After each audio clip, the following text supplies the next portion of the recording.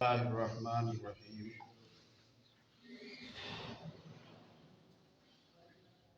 دوسری ہجرت حبشہ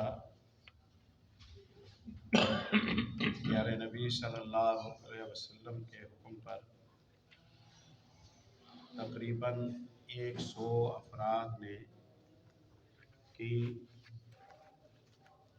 یہ نبوت کا چھٹا سال ہے، بعثت کا چھٹا سال ہے۔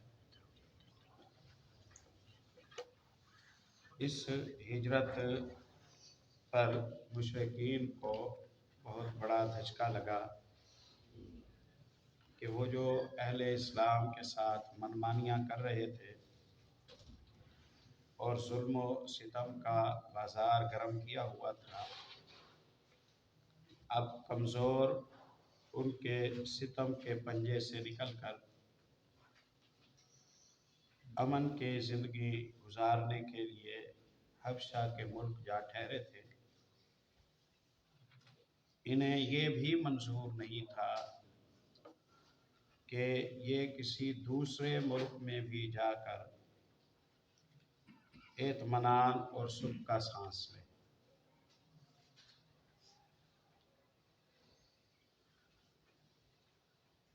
اللہ نے ان کی اس اندھی دشمنی کے متعلق قرآن پاک میں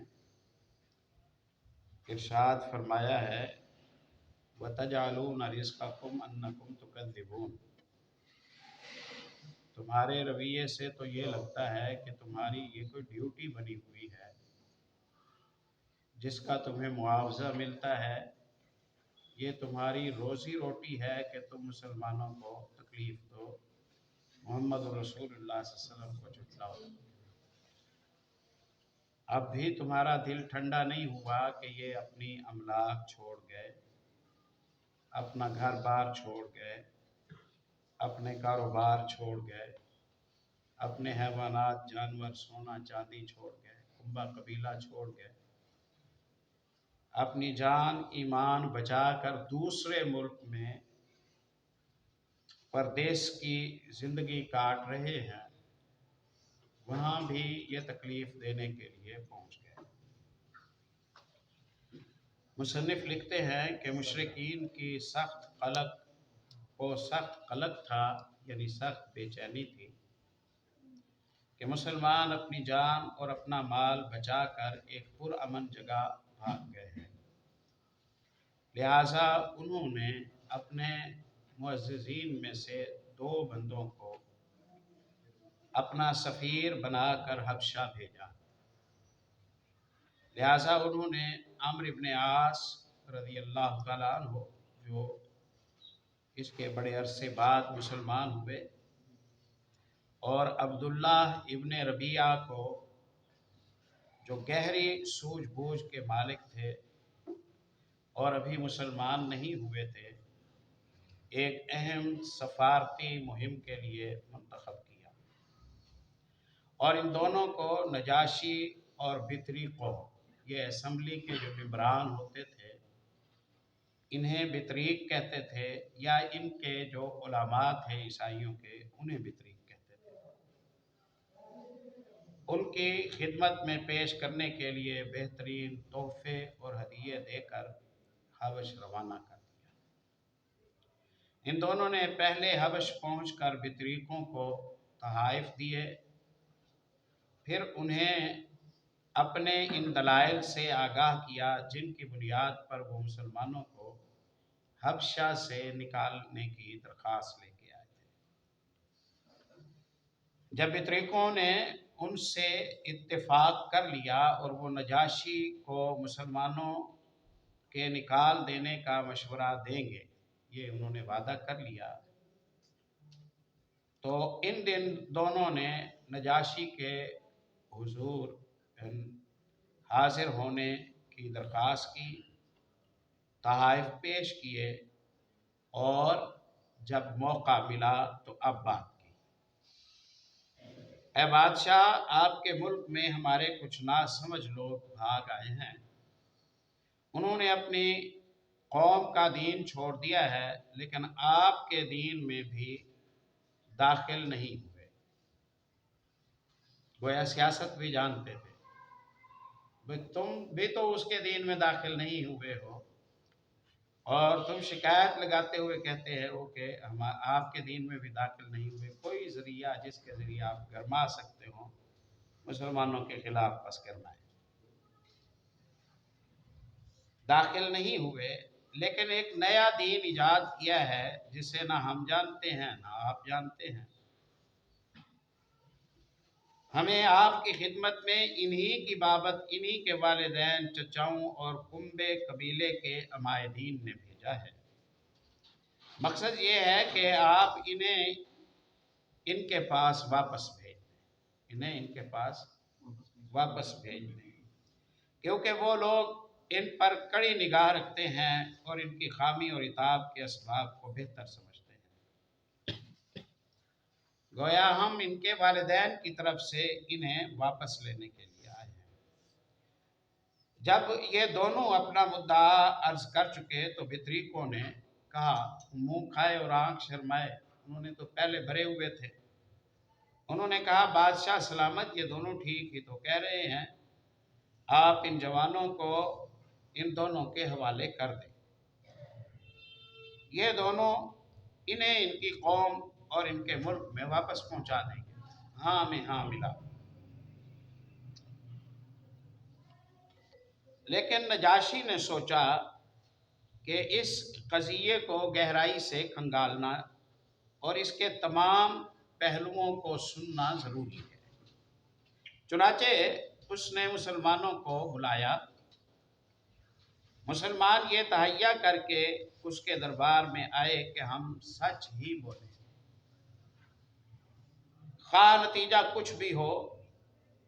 जब मुसलमान आ गए तो नजाशी ने पूछा, ये कौन सा दीन है जिसकी बुनियाद पर तुमने अपनी कौम से अलहदगी अख्तियार कर ली, लेकिन मेरे दीन में भी दाखिल नहीं हुए और ना इन मिल्लतों ही में से किसी के दीन में दाखिल हुए। यहाँ इस इबारत में हम 3 बातों पर आपकी तवज्जो कराते हैं। एक बात तो ये है कि नजाशी दाना और मुनसिफ मिजाज आदमी था। उसने यकतरफा बात सुनकर एक्शन नहीं लिया, अगरचे मुकदमा बिल्कुल वाज़ेह था कि एक शख्स के जो लवाहिकीन हैं, जो वालिदैन हैं, वो उसके मुतालिक ज़्यादा बेहतर जानते हैं। वही बुला रहे हैं तो वापस कर दिया जाए। नहीं, जब तक दूसरे फरीक की बात आप ना सुने उस वक्त तक आप फैसला ना करें। सूझबूझ वाला मुनसिफ मिजाज और दाना इंसान था। ये बात समझ आई। दूसरी ये कि बाज़ दफ़ा आपकी दीनदारी, आपकी सच्चाई, आपकी अमानतदारी, आपके शर्म हया, आपके अक़ीदे को अल्लाह की हिकमतों के तहत इम्तिहान में डाल दिया जाता है। जैसे कल हमने जिक्र किया रसूलुल्लाह सल्लल्लाहु अलैहि वसल्लम की बुखारी के हवाले से हदीस कि जब आपने कहा कि काहिनों की कोई औकात और हैसियत नहीं है, तो आप सल्लल्लाहु अलैहि वसल्लम से कहा गया, बात तो उनकी बाज़ दफ़ा सही पड़ जाती है, जो उन्होंने कहा वही कुछ सामने आया। तो आप सल्लल्लाहु अलैहि वसल्लम ने फिर भी ये नहीं कहा कि उनकी बात सही पड़ जाए तो उसे सही कहो। यूँ समझो कि ये अल्लाह की तरफ से हमारे ईमान का इम्तिहान है।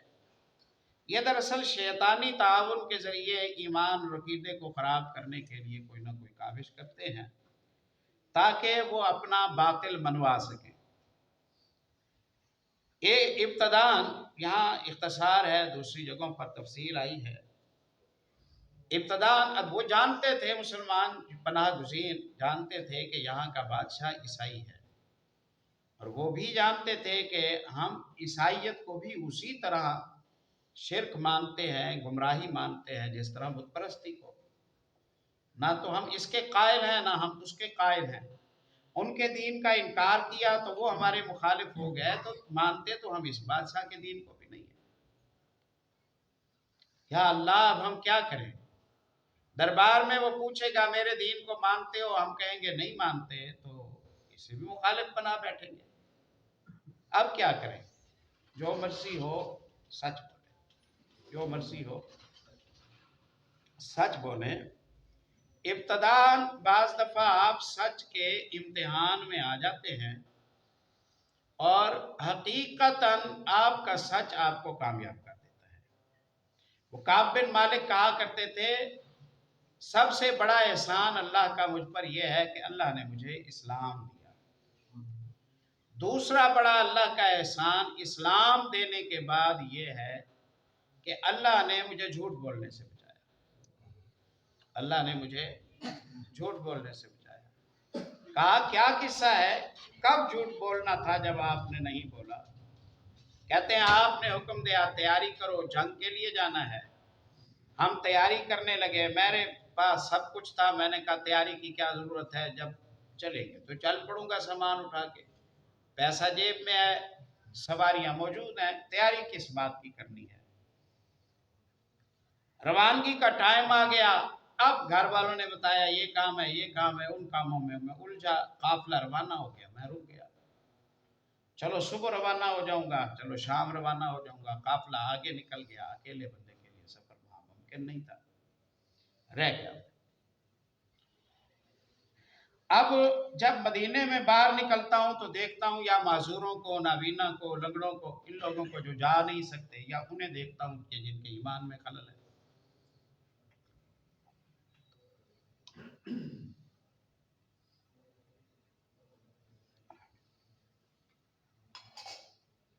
میں شرمندہ ہوتا ہوں۔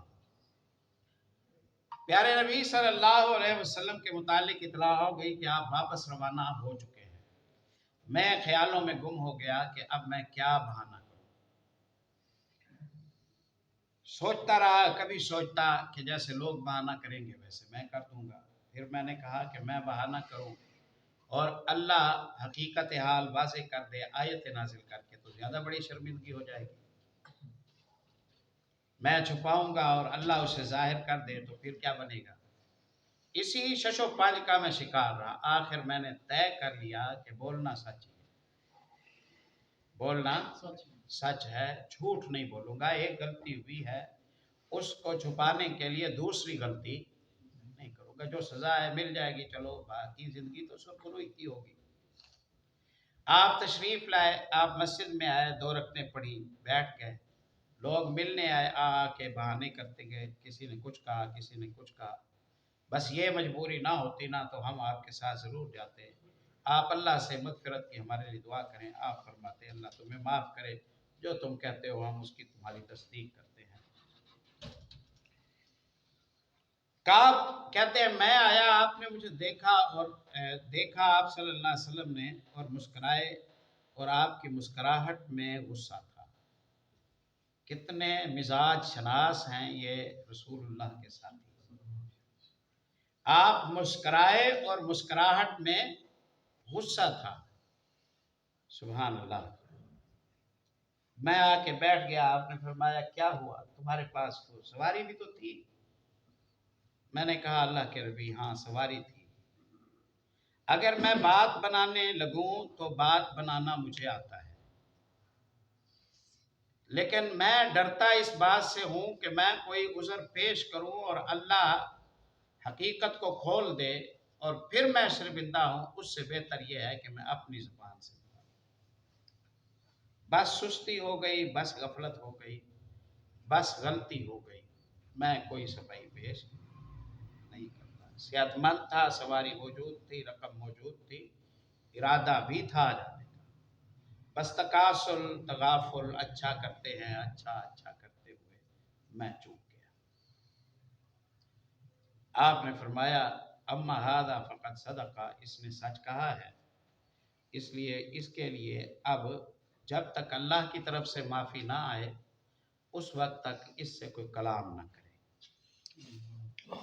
بات چیت بند ہو گئی، اولاد، بیٹیاں، بیٹے، بیوی، والدین، دوست، احباب، کوئی نہیں بات کرتا۔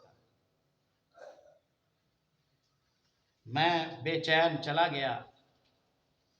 मुझे कहने वालों ने कहा, उन्होंने कहा कि तुम भी वही कह देते जो लोगों ने कहा था।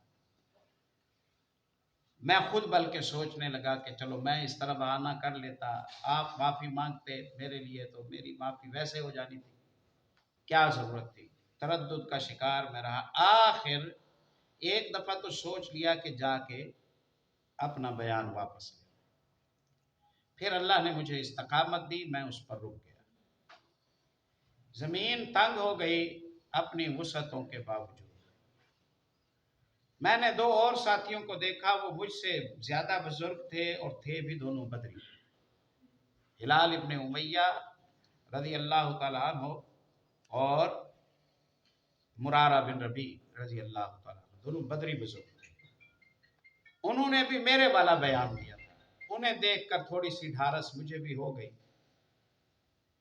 40 दिन गुजर गए। रसूलुल्लाह की तरफ से बंदा आया, उसने आके मुझे पैगाम दिया कि घर बार से भी बीवियों से जुदा हो जाओ। मैंने उससे कहा कि वजाहत करके बताएं कि जुदाई का क्या माना है, तलाक दे दूं या वैसे ला ताल्लुक रहूं। उसने वापस आके जवाब दिया कि वैसे ला ताल्लुक रहूं। 50 दिन गुजर गए। अब न जीने के न मरने के, बहुत परेशानी, कोई बात नहीं करता। मेरा भाई था, भाई बना हुआ था अबू कतादा। मैं उसके बाग में गया। अबू कतादा से मैंने कहा अल्लाह के वास्ते मेरी बात सुन। उसने कहा इजाज़त नहीं है, मैं बात नहीं सुनता। मैंने कहा अल्लाह की कसम देकर तुझसे ये पूछता हूँ कि क्या मैं अल्लाह और अल्लाह के रसूल से मोहब्बत नहीं करता? मैं खोटा हूँ? तुम्हें क्या लगता है? तो अबू कतादा ने कहा अल्लाह बेहतर जानता है, तेरी पता नहीं कैसी मोहब्बत है, जिस मोहब्बत ने तुझे फर्माबरदारी पर तो आमादा नहीं किया। मेरे दावे ही हैं ना, बात क्यों नहीं मानी? उज़र भी कोई नहीं था। अल्लाह बेहतर जानता है। कहते हैं मेरी आंखों से आंसू की झड़ी लग गई, बेचैन हूँ, परेशान हूँ। एक और आफत आ गई। बाजार में जा रहा हूँ, बाजार में एक बंदा कह रहा था कि काब बिन मालिक कहाँ है, मैं मिलने आया हूँ। लोगों ने इशारा किया ये बंदा है। वो मेरे पास आया, उसने आके खत दिया। शाह गस्सान ने, रोमियों के गवर्नर ने ये खत दिया है। शाह गस्सान ने, आपके नाम खत है, मैं पहुंचाने आया हूँ। खत मैंने खोला, खत में था हमें पता चला है तुम्हारे अपनों ने तुम्हारी बेकदरी की है और जितने तुम बासलाहियत हो ऐसे बंदे की तो कदर की जानी चाहिए। हमें बड़ा सदमा, हम बेचैन हैं, हम बेकरार हैं और हम ये चाहते हैं कि तुम्हारी कदर हमें है, तुम हमारे पास चले आओ, हम तुम्हारे शायान शान तुम्हारी इज्जत करेंगे। मैंने कहा अल्लाह एक इम्तिहान वो पड़ा, उससे बड़ी मुसीबत ये मेरे पास आ गई। अब मेरा ईमान चेक हो रहा है। मैंने उस खत को फाड़ा, बाजार में तंदूर जल रहा था, मैंने उस तंदूर में मैंने वो खत फेंक दिया। मैंने कहा अब दोबारा गलती नहीं करनी। रात का दौरानिया है, 50 रातें गुजर चुकी हैं। प्यारे नबी सल्लल्लाहु अलैहि वसल्लम उम्मे सलमा के घर में हैं। आधी रात के वक्त वही नाजिल हुई, सूरह तौबा की आयतें नाजिल हुई। मैंने तीनों को माफ कर दिया। उन्होंने सच बोला, तंग हो गए थे, एहसास हो गया, चलो मैंने माफ कर दिया। आयत नाजिल हुई, आपने उम्मे सलमा को बताया कि काब बिन मालिक और मुरारा और हिलाल सबको अल्लाह ने माफ़ कर दिया है। उम्मे सलमा ने कहा लोगों को बता दे। कहा फिर सारा मदीना मुबारकबाद के लिए अभी उमड़ पड़ेगा और तुम्हारी नींद में खलल आ जाएगा, इसलिए सुबह बताएंगे। गोया एक परेशान नहीं था, गम 3 को था और बेचैन पूरा मदीना था। बुखारी के अल्फाज हैं, लंबी ईमान अफरोज हदीस है, आगे इंशाअल्लाह पूरा वाक़या आएगा। तो फजर की नमाज आपने पढ़ाई। आपने नमाज के बाद बताया कि अल्लाह ने तीनों की तौबा कबूल कर ली। वहीं बैठे हुए एक ने आवाज़ लगा के कहा अबशिर या काब अब्न मालिक। मैं मदीने के बाहर एक बुलंदी पर बैठा, छत पर या पहाड़ी पर, मैं वहाँ फजर की नमाज पढ़ के वही जिक्र अस्कार में मसरूफ़ हूँ। आवाज़ पहुँच गई। एक बंदा घोड़े पर सवार हुआ खुशखबरी देने के लिए मेरी तरफ सरपट दौड़ा।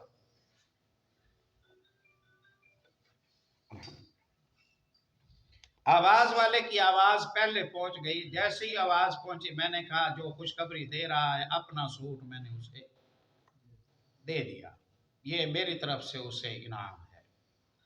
بندہ خیر پہنچ آیا، میں رسول اللہ کی خدمت میں حاضر ہوا، آپ صلی اللہ علیہ وسلم آپ ملے، مجھے مسکرائے، آپ نے فرمایا تجھے خوشخبری ہو، تیری پیدائش کے بعد، مسلمان ہونے کے بعد سب سے زیادہ خوشی اور برکت والا آج تیرا دن ہے کہ اللہ کی طرف سے سند آ گئی ہے کہ تجھے معاف کر دیا ہے۔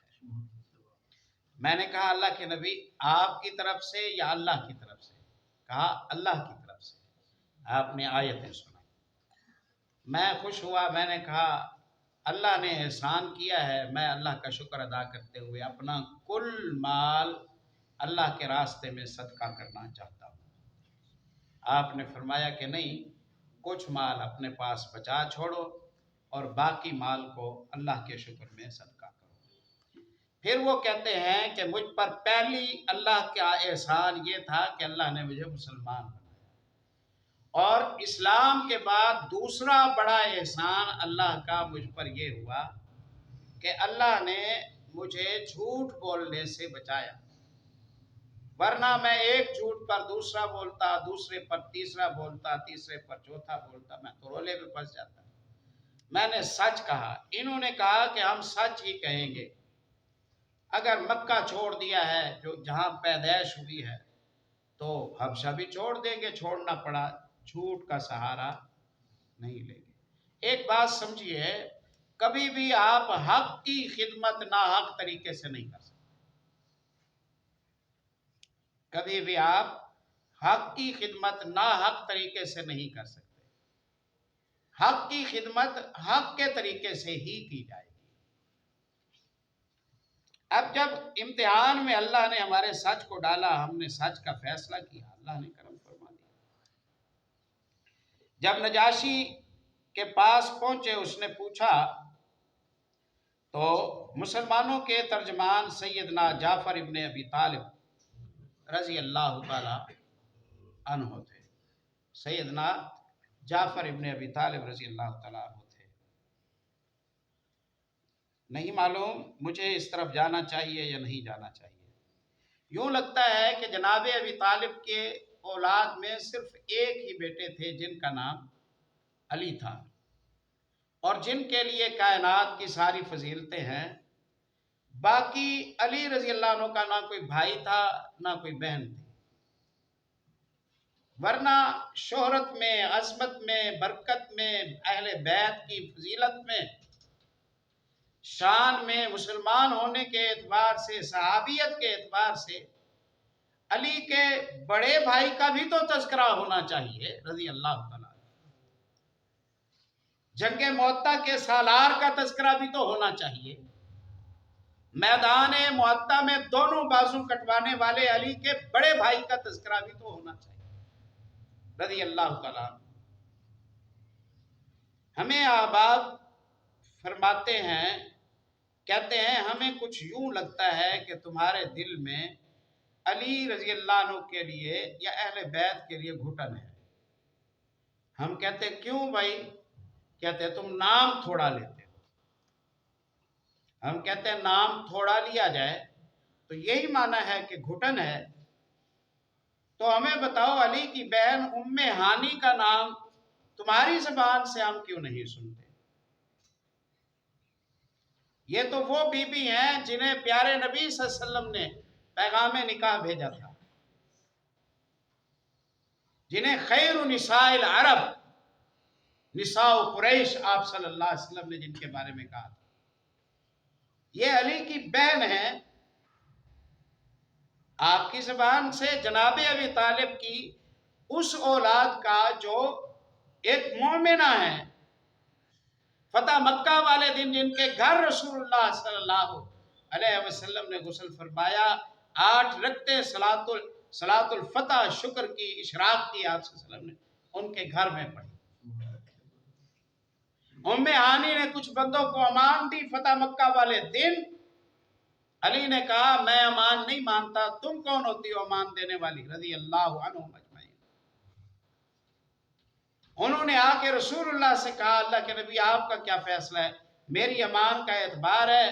آپ نے فرمایا اجرنا من اجرتی یا ام ہانی، ام ہانی تو جسے پناہ دیتی جائے گی محمد اسے پناہ دیتے جائے گی صلی اللہ علیہ وسلم۔ یہ علی کی بہن نہیں رضی اللہ عنہ، یہ اہل بیت میں سے نہیں بنتی، تو ان کا نام بھی تو آنا چاہیے نا۔ تو کچھ ایسی بات سمجھ لی جائے جو عذر ہو، ہم بدگمانی نہیں کرتے۔ تمہارا جعفر کا نام نہ لینے میں رضی اللہ تعالیٰ، عقیل کا نام نہ لینے میں، ام ہانی کا نام نہ لینے میں جو سبب ہے، کوئی سبب ہمارا سمجھ لو کہ ہم علی کا نام نہیں لیتے، ورنہ تو ہم لیتے ہیں۔ اس مجلس میں اگر ہم علی نام کے بندے تلاش کریں تو شاید کئی مل جائیں گے، اور اللہ کی زمین پر ابو بکر نام کے بندے اس طبقے میں ہم تلاش کریں تو ایک بھی نہیں ملے گا۔ پھر بھی ہم گھٹن رکھتے ہیں، نہیں ہم گھٹن نہیں رکھتے، چغلیاں نہ کیا کریں، چغلیاں نہ کیا کریں، غیبتیں نہ کیا کریں، گمان برے نہ کیا کریں۔ اسباب ہیں، یہاں اسباب ذکر کرنے کا موقع نہیں۔ جعفر نے کہا رضی اللہ تعالیٰ صاحب الہجرتین، صاحب الہجرتین ہے، سالار معطا ہے، خیبر کا حصے دار ہے، حالانکہ خیبر میں شریک نہیں۔ ابو ہریرہ رضی اللہ عنہ کہتے ہیں یا سخاوت میں نے محمد رسول اللہ میں دیکھی، یا پھر آپ کے بعد سخاوت میں نے جعفر میں، اس جیسا مہمان نواز انسان میں نے نہیں دیکھا۔ صفہ والوں کو کہتے آؤ بھائی آؤ ہمارے پاس، میرے گھر چلو، ہم گھر جاتے، جو موجود ہوتا ہمیں رج کے کھلاتے، واپس بھیج دیتے۔ ایک دن ہمیں کہا چلو، یہ پتہ نہیں تھا کہ گھر میں آج کیا مینیو ہے، گھر میں کوئی شاید۔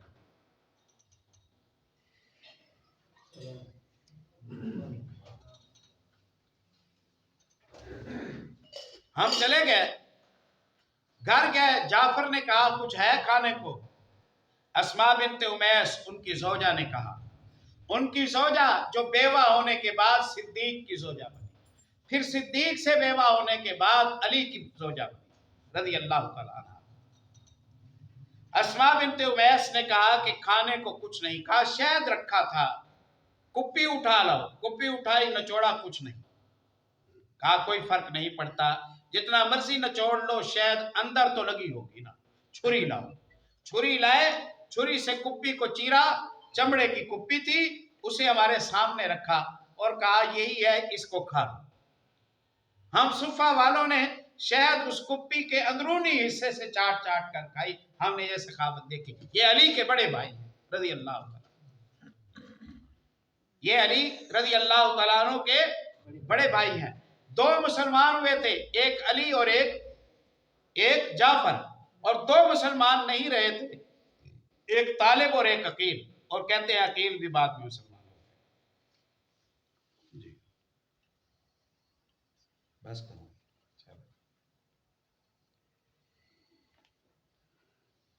اسی صفحے پر ہی ہماری بات رک گئی ہے۔